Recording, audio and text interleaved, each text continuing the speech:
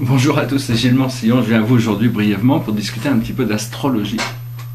Il y a plein de formes d'astrologie, de toute manière. Et après ça dépend du rapport qu'on peut avoir avec ces choses, la compréhension de ce que l'on peut en tirer. Personnellement, je m'intéresse beaucoup plus à l'astrologie tropicale qu'à l'astrologie sidérale. C'est-à-dire pour moi, l'astrologie sidérale m'adresse plus le passé que le futur. Alors donc, personnellement, mais après ça, c'est des préférences. Essentiellement, l'astrologie nous révèle les plans de notre âme, les plans d'incarnation de notre âme. Donc si vous ne connaissez pas vos 10 planètes principales, il faut aller sur Internet, trouver une charte pour pouvoir lire votre carte natale et apprendre par cœur la position de ces 10 planètes principales. C'est très important parce que ça va conditionner le reste de votre vie, de notre vie, quoi. On est imprimé célestiel, et ces énergies célestes nous impriment quand on arrive sur Terre, de cette manière, l'endroit et au moment où on est né. Et tous les filtres de perception de notre existence passent par ces empreintes énergétiques. Je partage juste la manière dont moi je travaille avec l'astrologie. Il y a plein d'autres approches. Et donc ce tableau représente ma charte astrologique. Alors je vais voir. Et donc je vais commenter un petit peu très brièvement par rapport aux 10 planètes principales. C'est très important. Bon, il y a plusieurs choses qui sont importantes en astrologie. Il y a plusieurs manières de lire l'astrologie. Il y a 12 constellations. Il faut savoir que la géométrie sacrée est basée sur une base de 12 ici, et nous, l'humain, on travaille avec une base de 10, donc on ne peut pas vraiment comprendre les choses encore, mais enfin bon, il y a 12 constellations qui ont pris la responsabilité d'adresser les 12 aspects essentiels de la conscience, et il y a des aspects inférieurs et des aspects supérieurs. Il faut maîtriser les 12 aspects des 12 constellations pour arriver à l'ascension, à la transcendance. Et donc, il y a plusieurs choses à regarder. Déjà, bon, peut-être le plus essentiel, c'est d'arriver, c'est bien si vous pouvez essayer de noter ça dans votre propre charte pour arriver à voir à quoi ça correspond, mais les nœuds de la Lune sont très très importants parce que ça nous donne la direction de notre vie. Personnellement, j'ai mon nœud du Sud en Capricorne, là-haut, et j'ai mon nœud du Nord en Cancer, ici. Donc ça veut dire que bon, toutes les choses du monde matériel, la structure, le monde social, le monde professionnel, le monde institutionnel, tout ça, c'est des choses que j'ai fait 10 000 fois dans mes vies passées. C'est intégré, c'est mon nœud du Sud, c'est la queue du dragon, et par contre la tête du dragon, c'est le Cancer, c'est-à-dire le monde de l'émotion, le monde de l'intégration des réalités intérieures. Donc voilà, c'est la direction de ma vie. Après ça, bon, ce qui est très très important, c'est l'ascendant, mais il faut connaître l'heure de sa naissance pour trouver son ascendant. L'ascendant, c'est la porte d'entrée et la manière dont les autres nous voient et la manière dont on va communiquer avec les autres. Personnellement, je suis ascendant, mon soleil en poisson et je suis ascendant en poisson, donc il n'y a pas de différence entre qui je suis, mon soleil, ma lumière, et ce que je projette dans le monde ou la manière dont les autres me reçoivent. Alors après ça, bon, on peut voir, quand on analyse une charte, il y a tous les aspects aussi, mais je ne vais pas discuter, c'est beaucoup trop vaste. De manière assez générale, on peut le lire par rapport aux maisons, c'est-à-dire par rapport au placement de notre ascendant, c'est-à-dire la première maison étant le bélier, mais mon ascendant étant en poisson, le bélier devient ma deuxième maison. Donc toutes ces choses sont relatives, sont encore plus fortes par rapport à l'ascendant parce qu'elles conditionnent la relation de toutes les autres planètes. Donc personnellement, dans ma première maison, j'ai mon ascendant qui conjoncte avec Saturne, qui lui est en Verseau, mais qui est à 28 degrés 5 du Verseau, et mon ascendant est à 0 degré de Poisson. Donc j'ai un Saturne qui est très très puissant, très fort dans ma charte. Et puis j'ai une conjonction entre Mercure, le Soleil, Mars et Chiron ici. Donc ça c'est vraiment, et tout ça oppose ici, Uranus et Pluton en Vierge. Et en plus de ces planètes, il y a des petites planètes qui ont aussi beaucoup d'importance. Et donc moi j'essaie de les interpréter, de les connecter avec pour essayer de comprendre un petit peu toutes ces choses. Bon, je ne vais pas discuter des petites planètes dans cette vidéo, peut-être juste dans ma première maison, j'ai Urania, la muse de l'astronomie, Orphea, le plus grand musicien de Grèce, Ibris, l'idée de l'excès, Cassandra, les prophéties que l'on n'écoute pas, Métis, la sagesse, et d'autres aussi, mais bon, dans ce tableau, il y a ces tableaux. C'est-à-dire que ces tableaux sont importants parce que ça représente non seulement le futur de l'art, mais aussi le futur de l'astrologie, parce qu'il y a toutes ces planètes qui ont des influences très très importantes dans notre vie, et on ne les connaît pas, donc on ne peut pas vraiment... Donc tout ça, c'est dans ma première maison, c'est-à-dire ça ajoute à ma personnalité, la deuxième maison étant ce que l'on possède. Hein. Ici, j'ai de la chance d'avoir Vénus et Jupiter, qui sont les deux planètes du miracle, de la beauté, de l'amour, qui se miroirent très très bien. Et sinon, les autres planètes importantes sont bien sûr la Lune. Hein. La Lune, j'ai la Lune en Scorpion, qui est en conjonction avec Neptune, donc c'est pas une Lune facile avec tout ce monde du rêve qui est derrière. Ici, j'ai Uranus et Pluton hein, en Vierge. Et puis il y a d'autres petites planètes qui sont importantes à connaître, bon Saturne on en a déjà parlé, qui sont importantes aussi à noter, une fois que vous connaissez vos 10 planètes principales, sont les astéroïdes principaux qui sont Pallas, Cérès, Juno, Chiron bien sûr, mais aussi Vesta, et donc il y a toutes ces petites planètes qui ont des importances assez capitales. Bon ici par exemple dans ma deuxième maison j'ai Eunomia qui est l'ordre divin, j'ai la déesse Isis, Ophélia, la reine des fées, Minerva, la déesse de la sagesse, Athéna, Eros, le dieu de l'amour, Sphinx, celui qui questionne les choses, qui remet en question, qui teste, Atropos, c'est celle qui coupe le fil du destin, Industria, c'est une planète d'action, Saturn, il y a des archétypes des fois un peu négatifs, Saturn qui était le fils du soleil mais qui n'avait pas la sagesse d'Apollon pour aller emmener le feu du soleil, et donc il détruisait tout sur son passage, donc il a été mis dans un supplice. Interamnia, qui est le bassin de transition entre les choses. Cupidon, qui était l'associé d'Aphrodite. Ici j'ai Vénus, mais j'ai aussi Aphrodite qui n'est pas dans ce tableau, mais qui est en Vierge. Donc, Vénus ici en Taureau. Ici j'ai Sedna, qui est une déesse maritime. Admétos, qui est un grand guérisseur. Puis Chaos et Eris, qui sont des divinités originelles. Eris étant la déesse du chaos, la sœur de Arès, le Mars. Au début, Mars était une planète très destructive, et puis elle est devenue la direction de la volonté, la direction des choses, la direction de...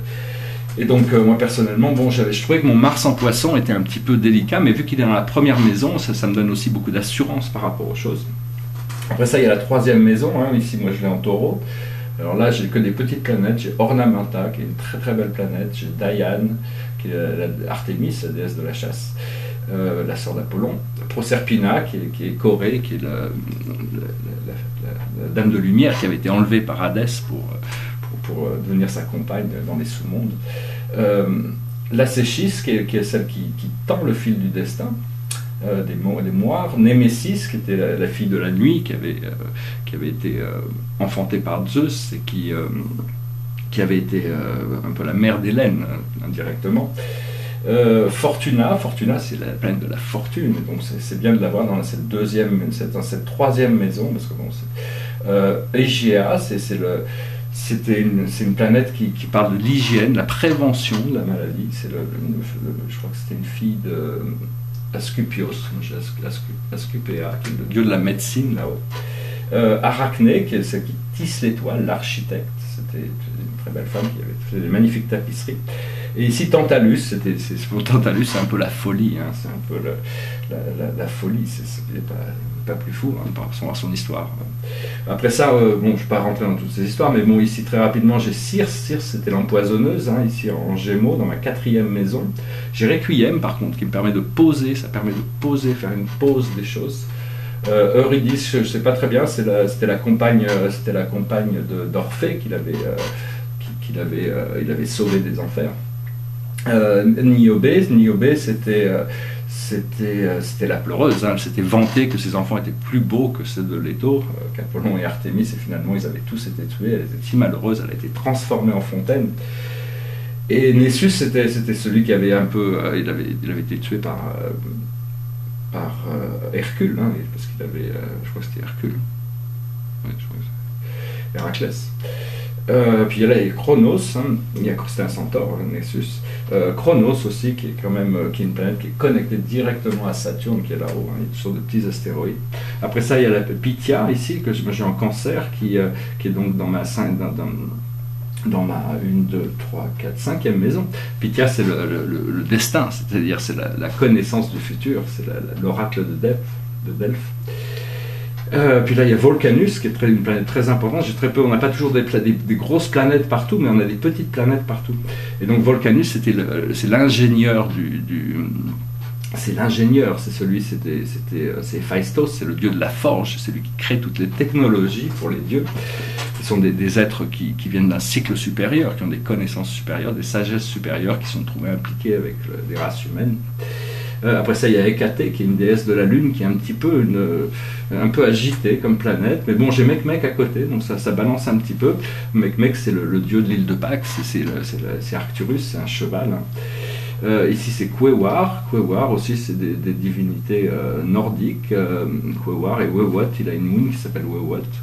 Après ça, il y a Ixion. Ixion, c'était aussi la confiance débordante. C'est-à-dire, là, ici, je l'ai en lion, mais bon, pour moi, c'est déjà la planète de la santé et tout ça. Ici, c'est parce que les maisons sont plus fortes que les signes actuels, les signes que l'on a. C'est-à-dire que notre ascendant détermine toute la position de toutes les planètes, ce qui fait que la vie est vraiment sur mesure pour nous. Après ça, ici, en Vierge, j'ai Sappho, Sappho, la planète qui gère... c'était une poétesse de Lesbos. Apollo, c'est une autre planète pour Apollon. J'ai Apollo et Apollon ici dans cette constellation de la Vierge. Davida, c'est une planète qui bouge très très vite. Uranus, bien sûr, c'est l'éveilleur, c'est celui qui nous éveille. Pluton, c'est lui qui garde la matière tout ensemble, pour des transformations profondes. Oméa, il a deux lunes, Amaka et Namaka, c'est les dieux hawaïens qui sont c'est connecté aux Elohim. Aloha, Anpis. Il y a Zeus, cette très très puissante petite archétype, petite planète transneptunienne, mais qui est connectée à Jupiter. Jupiter, c'est Dieu dans l'astrologie. Après ça, en balance, j'ai la planète Amour, qui est un cœur séparé en deux, qui une fois réuni devient un cœur. Atlantis, qui est le souvenir, ici il y a Hidalgo, c'est un centaure. Cloto, c'est celle qui tend le fil du destin parmi les trois moires. Sisyphus, c'était quelqu'un qui poussait un rocher, c'est-à-dire c'est les travaux répétitifs que l'on fait sans même s'en rendre compte et qui nous ramènent toujours au point de départ. Et donc c'est des petites planètes qui peuvent, avec le temps, on arrive à comprendre quelles peuvent être leurs influences. Bon, c'est l'astrologie un peu du futur. Donc Hidalgo rétrograde, j'ai Sisyphus ici, c'est Sisyphe, celui qui poussait son rocher en haut d'une montagne, et le rocher redescendait et puis passait éternellement, il est en train de faire ça. M87, c'est un peu le futur, c'est une des grosses familles galactiques, des gros nuages galactiques de galaxies qui représentent le futur de notre évolution. Poséidon, c'est connecté à Neptune, ils ne sont pas très très loin les uns des autres. Ici, bon, après ça, en Scorpion, j'ai Neptune, la planète du rêve, la planète mystique, la planète magique. Dans ce tableau, ce qui est intéressant, c'est que j'ai placé toutes les constellations dans leur forme traditionnelle. Ici, Siva et Siwa sont des planètes. J'avais un peu posé des questions par rapport à ces planètes parce que je sais qu'elles ont interagi avec moi. Et j'ai appris que Siwa était une ville d'Égypte où il y a le temple de Amon-Zeus. Amon étant le dieu créateur de la civilisation égyptienne et Zeus étant le père des dieux. Donc c'était intéressant, ces planètes qui sont représentées un petit peu comme Vénus mais en action avec des bras. Donc c'est un petit peu des planètes qui nous aident à conduire l'amour. Iris, c'est un petit peu la contrepartie féminine de Hermès qui est Mercure. Ici, bon, après ça en Sagittaire, j'ai le centre galactique et le grand attracteur. Donc tout ça, c'est la direction vers laquelle on va. Sagittaire étant le grand centre de notre centre mineur de notre super univers. Après ça, Bamberga, c'est un astronome. Je vais aller assez vite, je ne veux pas faire cette vidéo trop longue, c'est juste parler de toutes ces petites planètes qui sont dans ce tableau au moins. Euphrosyne, c'est vraiment la joie de vivre, c'est-à-dire c'est la légèreté, c'est vraiment une planète très importante. J'ai beaucoup d'astéroïdes dans cette constellation qui est aussi le haut de ma charte, qui est Pallas Athéna, la déesse de la sagesse. Juno, c'est Héra, c'est la déesse de la famille, et Cérès, c'est Déméter, c'est la déesse de la récolte et de toutes les choses qui poussent. Donc c'est des planètes assez importantes. Hébé, la déesse qui possède le secret de l'immortalité, qui fabrique le nectar et l'ambroisie pour les servir aux dieux. Après ça, en Capricorne, j'ai mon nœud sud de la Lune, j'ai Orcus ici, Orcus et Vente, c'est des dieux des sous-mondes, un petit peu comme Hadès. Salacia, c'est une déesse de lune qui est connectée à la Lune. Cybèle aussi, c'est une déesse qui est connectée à Rhea, la déesse de la famille. Ascupia, c'est Ascupios, le dieu de la médecine. Lélès, c'était une déesse hébraïque, je crois, qui représente la femme volubile, la femme insoumise. Flora, c'est l'essence des fleurs. Bacchus, c'est Dionysos, c'est le dieu du vin, du théâtre. Donc tout ça, c'est en Capricorne. C'est des choses que, vu que c'est en conjonction avec mon nœud du Sud, c'est des choses que j'ai bien intégrées dans le sens de la fête, quoi. Après ça, le taureau, c'est le minotaure, c'est-à-dire une force puissante, mais un peu il faut arriver à la contrôler. Psyché, moi je connais pas très bien Psyché, il y a beaucoup d'histoires mythologiques qui sont toutes très différentes. Bon, Siwa s'est connecté à Siva, Thétis c'était la mère d'Achille, c'est à son mariage que la guerre de Troie a été déclarée avec cette pomme de la discorde. Thétis, la déesse, c'est pas Thétis avec un Y qui est la femme de l'océan, c'est la grand-mère de tous les océanides. Thétis, c'était une très belle femme que Zeus et Neptune étaient tombés amoureux, mais ils ne pouvaient pas la marier parce qu'ils avaient peur que s'ils avaient une progéniture, ce fils les détrônerait. Et donc ils avaient arrangé un mariage avec Pélée. Et tout le monde était invité, et c'est là, bon, vous vous souvenez de la guerre de Troie, il y a Eris qui n'était pas invitée, la déesse de la discorde, et donc elle est arrivée avec une pomme en or sur laquelle il y avait marqué « pour la plus belle », et ça a créé une discorde énorme entre Aphrodite, la déesse de la beauté, fille de Zeus et d'Héra selon Hésiode, fils de l'océan et d'Uranus selon Homère, entre Héra, la femme de Zeus, et Athéna, sa fille.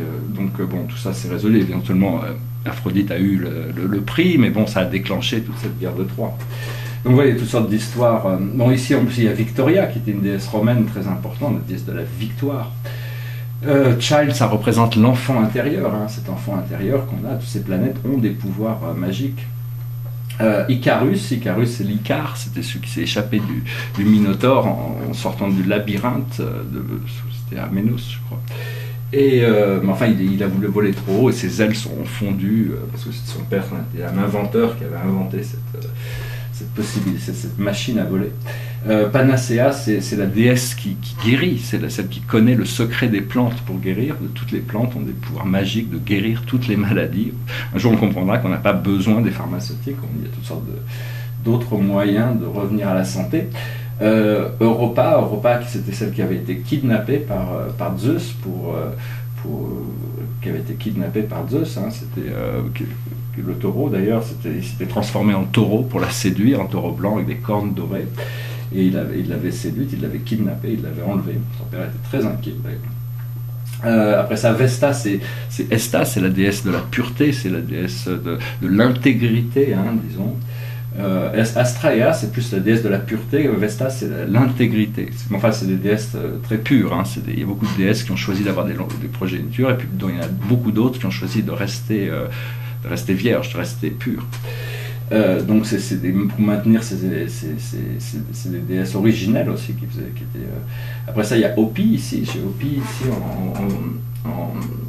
en verso, Hopi c'est le dieu des Indiens d'Amérique. C'est le grand esprit aussi. C'est des pouvoirs très très puissants. Des fois, dans toutes ces petites planètes peuvent avoir des esprits très puissants.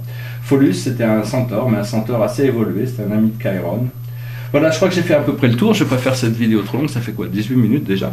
Mais enfin bon, je voulais faire introduire l'idée de ces petites planètes, peut-être que essayer de voir si vous pouvez trouver dans votre charte déjà une charte avec les astéroïdes principaux, essayer de comprendre ça. Et au plus on comprend notre astrologie, au plus on peut comprendre pourquoi on réagit de cette manière, pourquoi on est conditionné de cette manière, et après, une fois qu'on est conscient, on peut arriver à commencer à trouver un moyen de se libérer.